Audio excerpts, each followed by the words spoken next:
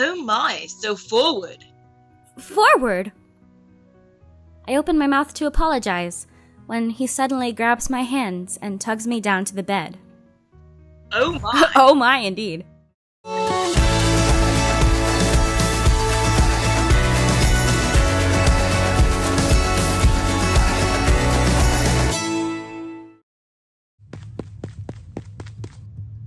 When Claude and I rush into the throne room, my attention is immediately grabbed by the king calling my name.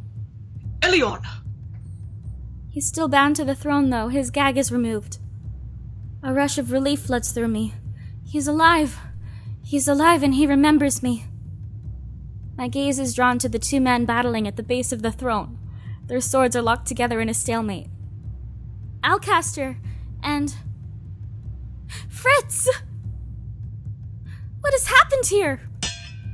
This is not how you gain power! I knew you would be a thorn in my side from the moment I concocted this plan. Where is Varg? I ate him, old man, you bastard! The only one here is me, and I will... Fritz's concentration... Oh no! Slips as his eyes land on me. The opening is small, but it's enough to give Alcaster the opportunity he needs. What the fuck? Watch out! Claude is already running over to help, but even he is too slow. No! What the fuck? Alcaster disarms Fritz before driving his sword through Fritz's chest.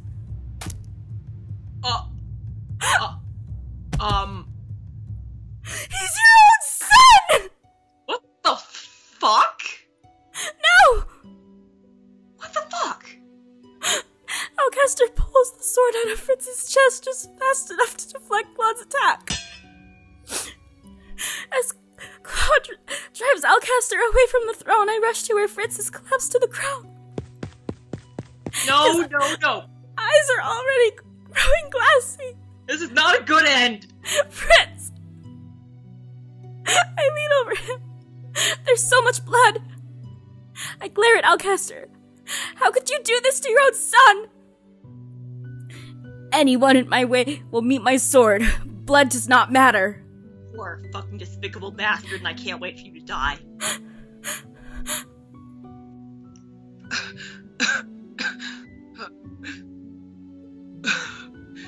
Princess! I turn back to Fritz in alarm, tears in my eyes. Fritz, hold on! Don't speak, you need to conserve your energy. Princess, I'm sorry. Fritz, please don't speak. I feel bitter tears stinging my eyes. I'm sorry. No! What the fuck? That's not allowed! That's not a good end! That's not a... I watch as the life seeps from Fritz's eyes. I put my hand to his chest to feel for a heartbeat, but Fritz's body is still. Fritz! What the fuck, man? I glance up at the sound to see Claude at the far side of the room struggling to get to his feet. Elion, watch out! I turn, but I'm not fast enough. I see Alcaster's sword raised high in the air, and I know it will reach me before I pick up my sword. The sword falls from Alcaster's hand as a bright red ribbon of light twines around the hilt and drags it far from reach. Delora, where were you before? I turn and see Delora standing a short distance away. Jurian, Garland, and Waltz all standing behind her. I'm afraid that your performance as king has been incredibly disappointing. Jurian and Garland move together, rushing Alcaster from the same side. I see Claude moving in from the other side, quiet and lethal. Princess!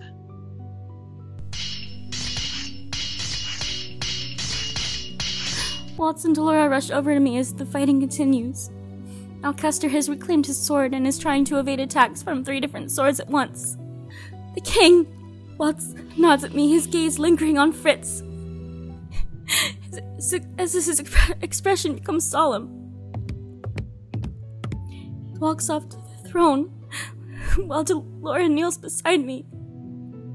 Delora! This isn't fucking fair. Delora It's not. shakes her head. That's all I need to know. Good people don't die in the There's good nothing end. more to be done. I'm so upset. God damn. I was holding on some form of hope. I was holding on, but God damn it! We will make sure he's properly honored. But for now, we need to get you out of here. I'm not leaving. What about Ophelia? Waiting for us somewhere safe. I constructed a shield around her that will keep her hidden from view and harm until we return for her. Weren't we meant to bring the royal family back to the Martian first? Not when we're missing the king. Besides, plans change when a magical beast starts rampaging in the castle. Princess! Don't talk to me. Don't you dare fucking talk to me. Turn to look at Alcester, who's still somehow managing to scream my name despite the fact that he is being quickly overwhelmed. Princess, we could have worked together. You shut your fucking face, Alcaster. I will. If you were more like your mother, you could have ruled with grace, beauty, and fear. I flinch back, and Delora's hands come to rest on my forearms, her grip steadying. That is enough. I look up and see that the king has stopped to stand beside me. To my surprise, the king rests a gentle hand on my shoulder, his eyes soft as he looks at me. Elion, we have a lot to talk about, but right now, I have something I must do. I nod mutely and watch as the king draws his sword. Good. Behead him.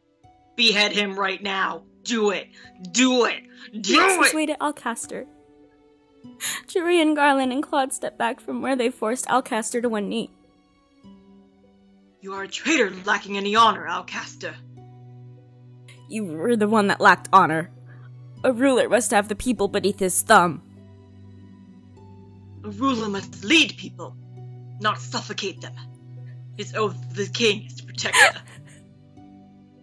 You are no king, Alcaster. For your crimes, I find you guilty and incapable of rehabilitation. The sentence for the severity of your crime is death. The king raises his sword, and I turn away before he strikes down his sword. There's no sound or scream to follow. I turn once more to see that the king has pointed the sword at Alcaster's chest. It has not killed him. You will stay in the prisons until the time for your trial comes. Though you might try to refute these claims, you'll be tried as a traitor to this kingdom. And then you will be executed. Alcaster's shoulders fall. The glare never leaves his face, not even when the guards seize him and drag him from the room. The king immediately sends Jurian and Garland out to deal with any knights that are still a part of the coup. Delora and Claude help with moving Fritz's body, while Waltz tries his best to fill the king on the most basic points of our successful operation. I'm just shaking my head. I'm just shaking my head like, no. No. No. Everything has died down a bit over the last hour, but I still feel overwhelmed.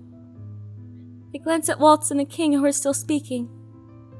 Every time the king sees me looking at him, he flashes me an uncertain smile before glancing away. I know he wants to speak with me, but I will talk to him after. After I can get Fritz's body out of my mind. It was my fault he died, wasn't it? He saw me and stumbled. Hey, princess. What are you doing here? Here I thought you'd changed. But you've still got some feistiness in there, don't you? Many years ago, when the war ended, we were all faced with a feeling just like this, princess. We had lost so much, and the future seemed so grim. But now is different. You have a future, You broke your curse, Princess. We have a future, but Fritz doesn't! Every time I mention his name, I just get more upset. We're not even on this route yet, and I liked him. I'm in, like, the... I'm in, like...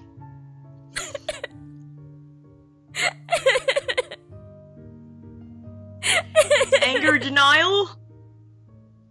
Anger denial, I think, is what I'm feeling right now. Just because I'm like, that was so not fair. That gives you some kind of hope. And in addition, you broke Karma's. Memories of Claude's arms around me, of his lips on mine, come flying back to my foggy mind. My heart still feels tight, but it is a little tighter when I think about him. I wish he was here right now. How did I break Claude's curse? Claude. I don't think I'll ever get used to his real name. Seems like he hasn't told you yet. I guess it's been pretty hectic. So Claude turned into a beast because he loved me. Well, I guess I could give you the laydown of his curse. Stop! Desist! Delora has not even started to speak when Claude runs into the room, gasping as if he's been running through the halls. Curse? Are you speaking about my curse? There's no way he heard us talking in the hallway, is there? Even I feel at a loss for words right now. I sense that you might be talking about me. The princess was just asking me about your curse. Oh? Then I was right to come running. And here I was just guessing at what you might be talking about. Karma. I mean, Claude's curse. Was based off the tale of the Beauty and the Beast. Claude easily finishes her sentence. Delora holds up her hands as if in surrender. So eager to steal the spotlight.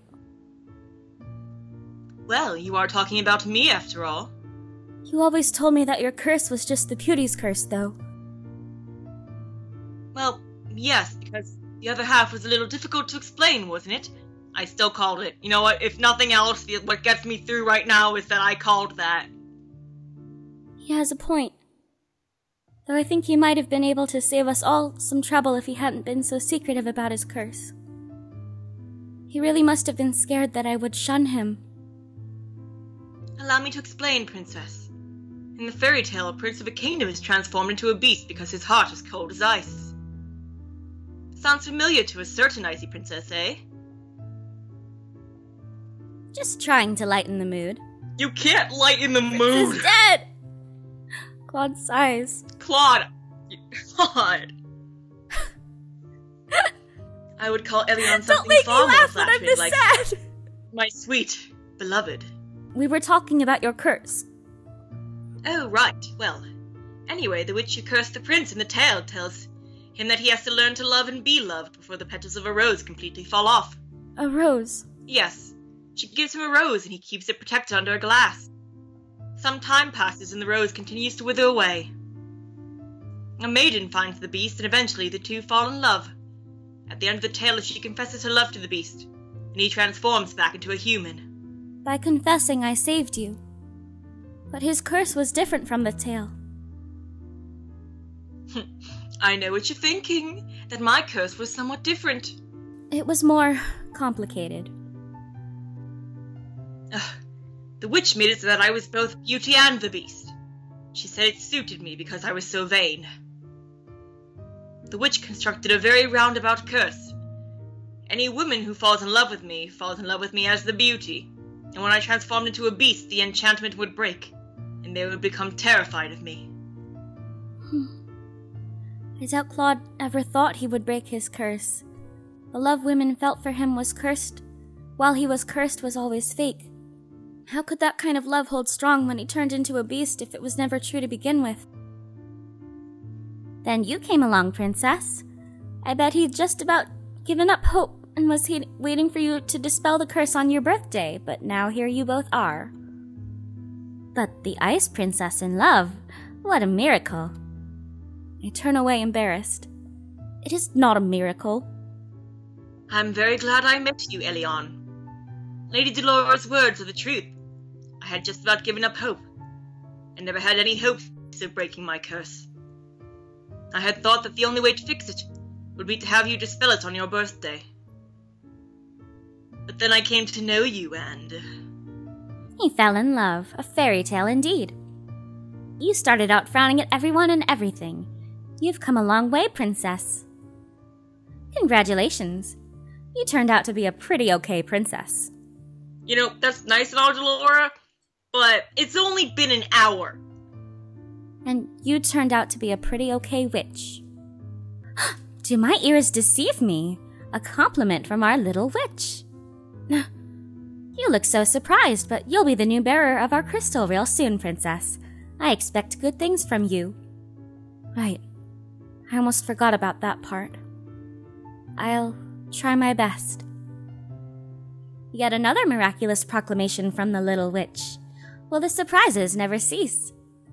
Before I can snap at Delora again, the king awkwardly interjects, coming to stand next to us with Waltz by his side. Does he know Waltz? It seems like it. It seems like Gennaro knows Waltz. Pardon the intrusion. Hey, Dad, let me introduce you to my boyfriend. Oh, not at all, Your Majesty. I'm sorry, I can't get over the fact that we're having this conversation, like, literally in Fritz's puddle of blood. Can we not? Really, it just happened. It just and happened. I'm fucking fucked up about it, okay? It just happened an hour ago. We're in the same room. I'm just saying, we would not be having these conversations here and at this time. I'm just saying. Waltz told me that you were cursed. That's why I forgot about you. Yes. I just noticed that Elion has his eyes. I hate this. Even if it was by a curse, I feel terrible that such a thing could have ever happened. So I will make it up to you. We can catch up from where we were many, many years ago. And maybe things can be different. I'm sorry. What for? For the way I was before. For shunning Ophelia and her children. Oh. Ophelia. Did they bring her back to the Martian? Ophelia is still here. After the fight was over, she was shown back to her room. She is still waiting for Rod and Emmeline to return. Now, would you maybe be willing to tell me this story from the beginning? Sure, if you can move us out of the fucking death room. Perhaps I could fill in the gaps, Your Majesty. Claude. The king looks startled when he stares at Claude. He blinks as if he just noticed his presence.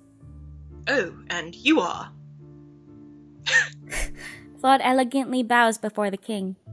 I am Prince Claude of Rudiantia. A pleasure to finally meet you, Your Majesty. The Lost Prince. King turns to me with a puzzled look. It's a long story. Claude surprises me by wrapping an arm around my shoulders and pulling me closer to him. Everyone looks shocked except for Delora, who looks like she is trying not to laugh. Oh my god. As the princess's lover, Claude. I feel it's my obligation to help her explain the whole mess. Claude! Oh, Claude. Claude, please. This is my father. Claude, you don't usually tell people... Claude, lover usually means you've had sex. It implies that. We have not done that. I feel my face getting hotter at Claude's sudden proclamation. All their eyes are now on me, and I suddenly feel like hiding myself. Only Claude would so bluntly say such a thing. The king looks more shocked than anything. When did this happen? Like an hour ago. Also, Fritz is dead. Fritz is fucking dead, King Gennaro! Fritz broke his own curse, and then he died! It's not right. Well, Your Majesty, I think we better start at the beginning. Da-da-da-da-da-da. Da-da-da-da-da. Da-da-da-da-da-da-da-da. We were strangers starting out on a journey. Never dreaming we have to go through. Now we are finally standing at the beginning with you. And life Life is a road and I wanna keep going. Love is a river, I wanna keep flowing. Life is a road, now and forever, a wonderful journey. We were able to tell the king everything, save for where Varg had disappeared to. We know! No one was sure where he'd gone in all the chaos. The night's searches for him all ended in failure. 'Cause he was dead. A lot of explaining had to be done not just to the king, but also to the people at the tavern. As soon as everything had calmed down, Rod and Emmeline finally went back to the palace. I apologized to them as best as I could, and they all seemed willing to try again with me. What did we ever do to deserve Emily? Fritz didn't deserve that. That was unnecessary. That was the definition of unnecessary. And I'm willing to try again too. As for Claude... So you're going back? Are you sure you don't want to come to Brugantia with me? Just for a short holiday? I would love nothing more than to introduce you to my family. Mother would shower you with gifts. Father would. Well, Llama? Tease you probably. And he makes jokes frequently and... Oh, I just saw llama. Llama! Llama? What did you just say? Llama? He has a pet llama? My brother... I feel like I need a drink. Llama. My brother. Mom. What? Oh, another acronym. We're Karma and Mom. Did your parents hate him? Does your father do these things on purpose? Of course his name is Lance! It's fucking Lance!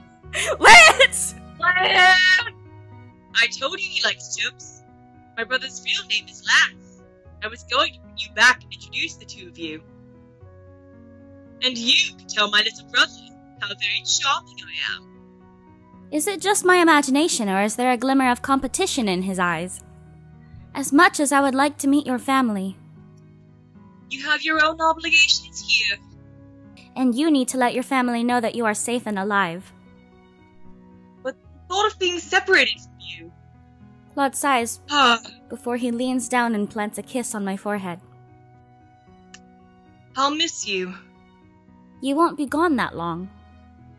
Oh, love, that's not how you're supposed to respond. You're supposed to say, my sweet prince, I'll miss you too. Fine then, I'll miss you. Maybe. Claude raises an eyebrow at me and then smiles. I'll be back for your birthday. I love you, Elion. It's only been a few weeks since Claude left, but I'm impatient. The king has been throwing grand dinners every night in preparation for my birthday, but I can hardly concentrate on anyone else when I am thinking of Claude.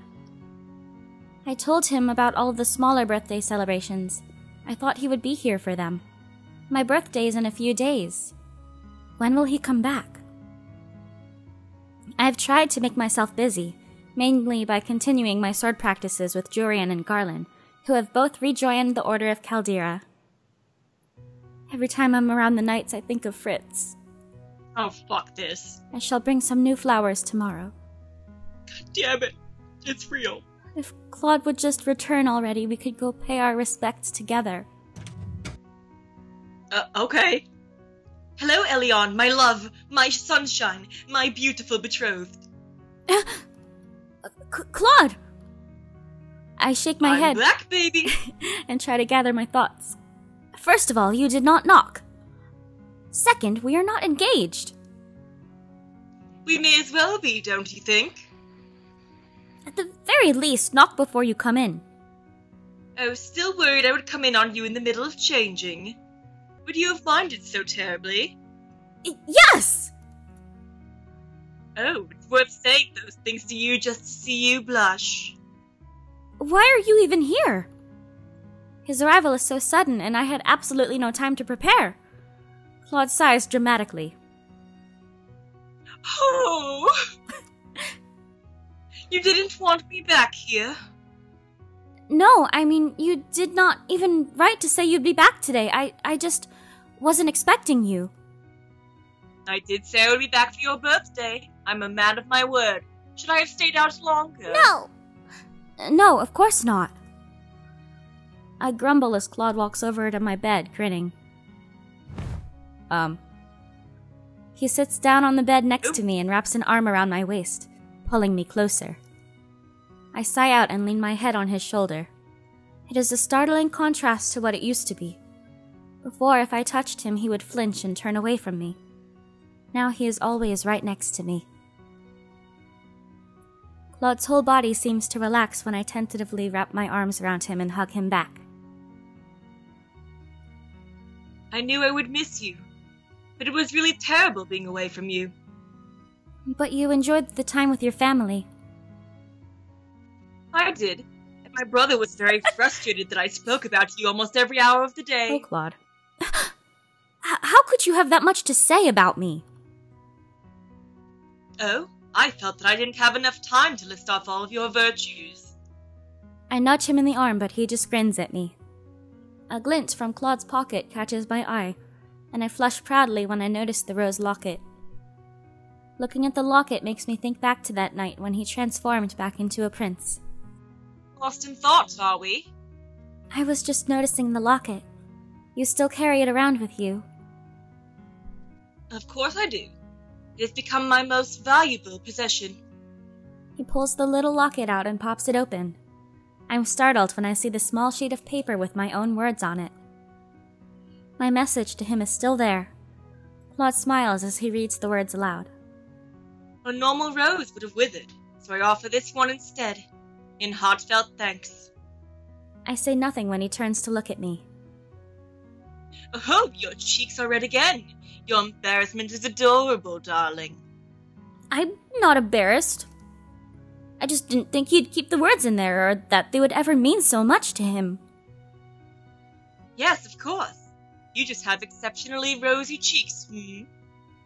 He pauses as he closes the locket again and looks at it fondly. I love this locket, because it is the first gift you gave me. He was holding the locket as the beast, too. It was half of the reason I recognized him.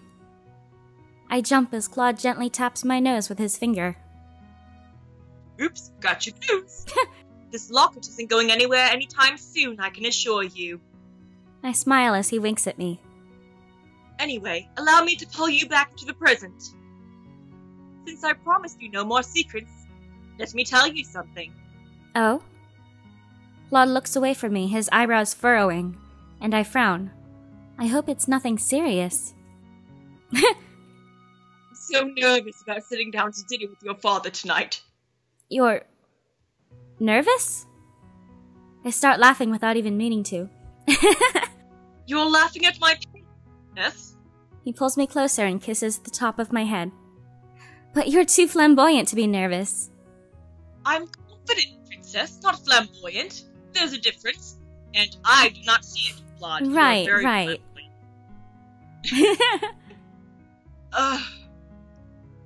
Claude's expression grows more solemn. He looks at me seriously, almost sadly. Elion, I'm so sorry about lying to you. That whole time I made myself up to be someone beautiful. Someone I wasn't. I believed I truly was a good person on the inside, and that I deserved good things even though I was selfish. He's already apologized to me before. Too many times. Claude, you do not have to apologize. No, that witch was right to curse me. I've always had everything handed to me on a silver platter. When I came to Angiel, I believed that if it wasn't going to help break my curse, it wasn't important. And then I met you. At first, I thought I would just have to get on your good side so you could help me dispel my curse, but then, Elion, I realized I was drawn to your confidence and commitment. But I could never admit that I was in love with you. I was so scared that if I transformed into a beast and you were scared of me, I would lose my chance in your heart. So you see, I was selfish. I wanted all of you without having to give you all of me. Then I'll give you all of me. If you give I look down at where our hands are intertwined and I grip his fingers tighter. I've told you enough times now that you have nothing to apologize for. But if you insist on apologizing, maybe you ought to do something to make it up to me. Those words are out my lips before I can even think them. I stop suddenly, trying to ignore the hot flush in my cheeks. Claude looks at me puzzled, and for a few moments I feel triumphant that I've caught him off guard. Then the puzzled look fades and Claude just grins at me. Oh my, so forward. Forward? I open my mouth to apologize, when he suddenly grabs my hands and tugs me down to the bed. Oh my. Oh my, indeed.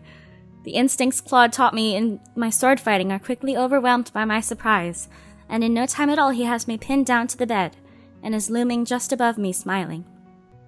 And then the king walks in. I'm disappointed. Princess, you knew my weakness, and you didn't even exploit it there. Your weakness? Yes. He leans closer to me, and our noses almost touch. My weakness is you, Elion. Bah! He leans down and our lips finally meet. I relax into the contact, my earlier tension melting away as warmth flows through me. He pulls away and smiles at me. You see? I let my guard down in front of you. I let my guard down in front of him too. And only him. This whole time, all I've wanted to be able to do is touch him like this. His fingers move gently up my arm and he leans down to kiss me again. The sound of knocking startles us both. A muffled voice comes through the door. Princess, the king is requesting your presence down in the dining hall. He says that your friends have arrived. Princess? I hear the doorknob begin to turn and quickly speak. Yes, I'll be there in a minute. I will let him know, Princess. Princess!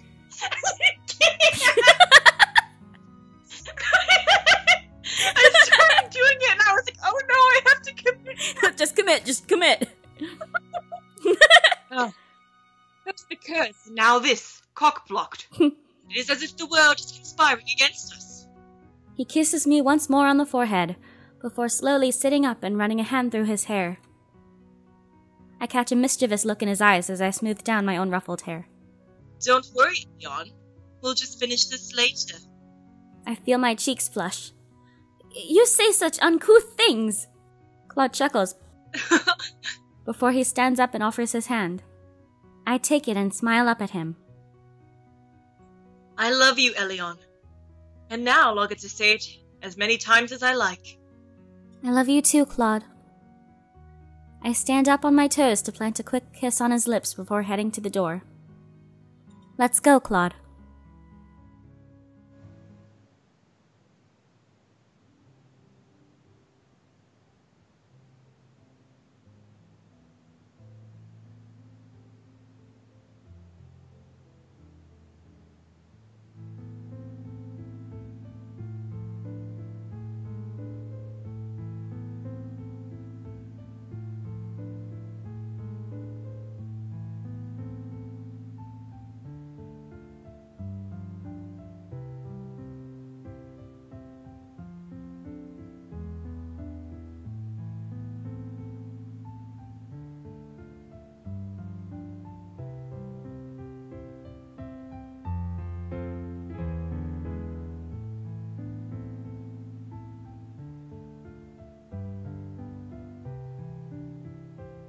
I liked that route, but I felt that Rod's was more dynamic. Rod's was more dynamic, and also I'm really upset that Fritz died. It's a rule that good ends don't have deaths like that.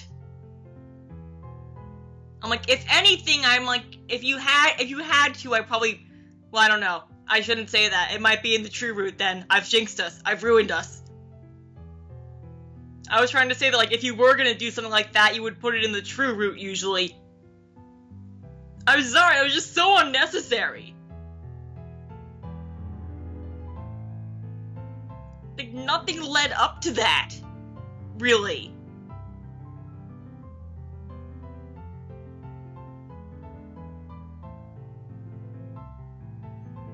But I did like the route. Rod's was definitely more dynamic, but they're still both good. They're still both good. I'm much more biased towards Rod because he's my type. And I felt like his route was structured better, like writing wise. It was very, very tight, good writing. Not that Karma route was necessarily bad or anything. It had some structural issues I would fix, but, and again, like you said, not as dynamic and unnecessary Fritz deaths. I will stand by that. That was unnecessary. But he's a good man, and I'm so glad that I fucking called him being both Beauty and the Beast.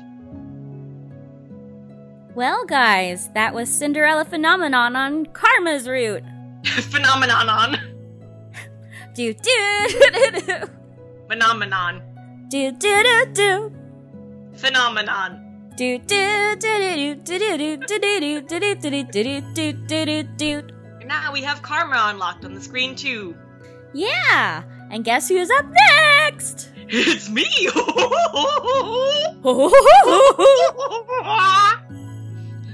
Thanks so much for watching, and stick around for Rumple's route next. Fucking Rumple. All right, bye. Thanks for watching. We'll see you guys next time. Bye-bye. Bye-bye.